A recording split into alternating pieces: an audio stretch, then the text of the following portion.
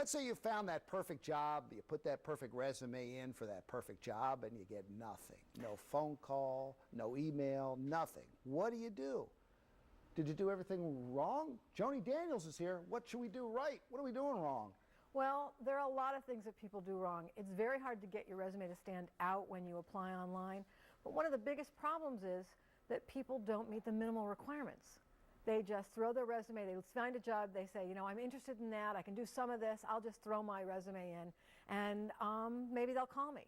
And there are so many people out in the job market right now that unless you meet all of the minimal criteria, they're not going to bother to look at you. So your resume isn't lost. You don't meet the criteria they're looking for. All right, let's go over steps of seven. 7 steps. Ready? Number 1, fit. Yeah, that's what you just talked about. Yeah, you have to fit what they're looking for. And there are so many people that are qualified. If you don't fit all of the criteria, not some, but all of the criteria, they have no reason to look for you. Connect. That means go beyond the paper. That's right. A lot of people, especially older people like you and me, like to make that personal connection. If you want to connect, you can call sometimes first thing in the morning, last thing during the day.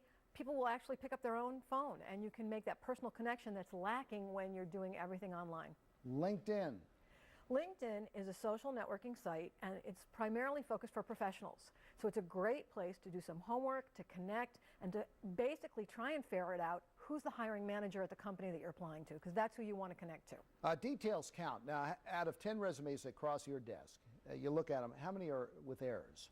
Out of 10, just take a guess. Often all. Really? 9. It's surprising and a little alarming, but people need to really pay attention, and it will make your resume stand out. No typos, no spelling errors, correct grammar, good margins, a well-crafted sentence, no slang, no spam. It's just amazing. Error-free work will get you noticed. All and right. It's very rare. And give them what they want. Yeah, give them what they want. They're looking for specific criteria. If they say send a cover letter, send a cover letter. If they say fill out the application in its entirety, don't leave parts blank. If they ask for things, give them exactly what they're asking for. Otherwise, they screen you out. And don't waste their time. You know, you don't want to waste their time. Sometimes people will send you, when you apply online, they'll send you back a resume saying, here's what happens during the hiring process. And people have been known to call and say, so what happens now that I've submitted my resume?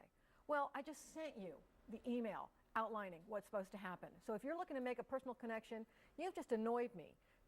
Don't ask me for things I've already told you about.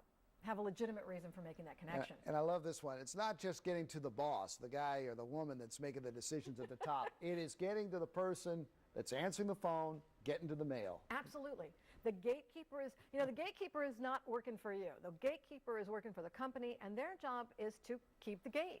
It's always a good idea to be courteous, respectful, polite, know the first name of the person who answers the phone or mans that front desk. Hey, this has nothing to do with anything, but this morning I saw on your Facebook, which I follow you, I follow everything you say. You came up with something interesting, and I was shouting it out, that when the economy improves, which we're seeing a little bit of it, you're saying that employees and employers, there's a little bit of trust. They value the trust more than ever. Explain that real quick. Absolutely.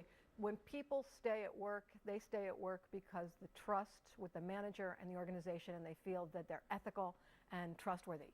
And if in this last 18-month period of recession, if that has not been the case, when time gets good, they're out of there. Good. Trust, huh? Yeah, absolutely. It's essential. Hey, you ought to follow Joni Daniels every day. I do on Facebook. Love it. You give up some good stuff. JoniDaniels.com. All right, Joni, thank you so much for coming in. All right. See you next month, Jamie. All right, next up, another star is off dancing.